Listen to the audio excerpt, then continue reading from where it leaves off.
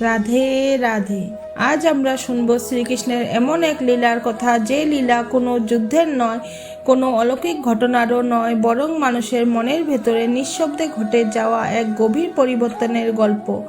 এই গল্প আমাদের নিয়ে যাবে বৃন্দাবনের কাছের একটি ছোট্ট সাধারণ গ্রামে, যেখানে মানুষ চেনে মানুষকে, কিন্তু তবুও সব মনের কথা সবার জানা নয়। এই গ্রামেই থাকতো এক যুবক, তার নাম বিরাট।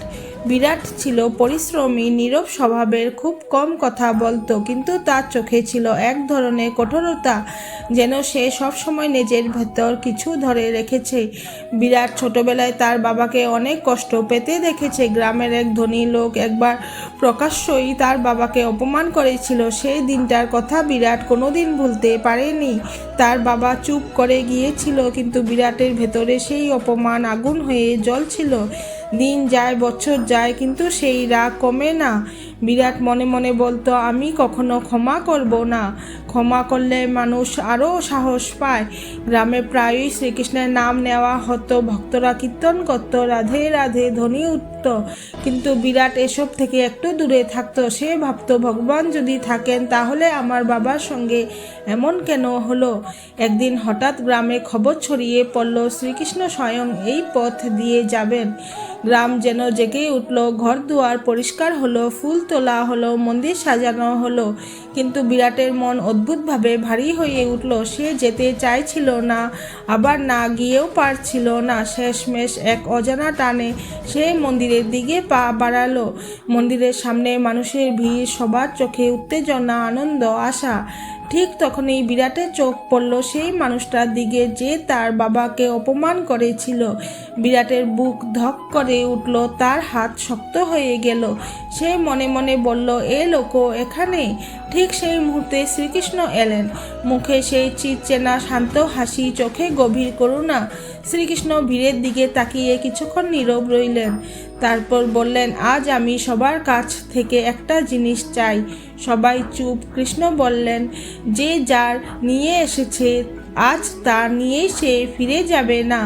মানুষ একে অপরের মুখের দিকে তাকালো, কেউ বুঝতে পারল না। কৃষ্ণ ধীরে ধীরে ভিড়ের মধ্যে হাঁটতে লাগলেন। হঠাৎ তিনি থামলেন বিরাটের সামনে। কৃষ্ণ নরম গলায় জিজ্ঞেস করলেন, তুমি কি নিয়ে এসেছো? বিরাটের গলা শুকিয়ে গেল, সে কিছু বলতে পারছিল না। অনেক কষ্টে সে বলল, আমি রাগ নিয়ে এসেছি। শ্রীকৃষ্ণ তার দিকে তাকিয়ে মৃদু হেসে বললেন, রাগ ধরে রাখলে হাত ভরে যায়, তখন আশীর্বাদ ধরা যায় না। এই কথাটা বিরাটের বুকের ভেতর কিছু একটা ভেঙে দিল। সে প্রথমবার বুঝলো, এই রাগে সে নিজেই বন্দী। ধীরে ধীরে সে সেই মানুষটার দিকে গেল, যাকে এতদিন শত্রু ভেবেছে। সবাই নিঃশ্বাস আটকে দেখছিল। বিরাট বলল, আজ আমি বোঝা নামাতে চাই। লোকটার চোখ ভিজে উঠল। সে মাথা নিচু করে বলল, আমার ভুল হয়েছিল। শ্রীকৃষ্ণ দূর থেকে বললেন, যে ক্ষমা করতে পারে সে মুক্ত হয়। সবচেয়ে আগে সেদিন কোনো বজ্রপাত হয়নি, কোনো অলৌকিক আলো জ্বলেনি, কিন্তু বিরাটের ভেতর একটা পাহাড় নেমে গেল। সে হালকা হয়ে গেল। শ্রীকৃষ্ণ চলে গেলেন, কিন্তু রেখে গেলেন একটা নীরব শিক্ষা। ক্ষমা মানে হার মানা নয়, ক্ষমা মানে নিজের ভেতরের বোঝা নামিয়ে শান্ত হওয়া। রাগ ধরে রাখলে আমরা অন্যকে নয়, আসলে প্রতিদিন একটু একটু করে নিজেকেই কষ্ট দিই। শ্রীকৃষ্ণ শেখান, যে মন ক্ষমায় ভরে ওঠে সেই মনেই সত্যিকারের মুক্তি আর ঈশ্বরের বাস। রাধে রাধে। প্রিয় ভক্তগণ, আপনাদের যদি এই কাহিনী ভালো লেগে থাকে তাহলে অবশ্যই লাইক করুন এবং কমেন্টে লিখুন রাধে রাধে। এবং এমন আরও ভক্তিমূলক গল্প পেতে আমার চ্যানেলটি সাবস্ক্রাইব করুন।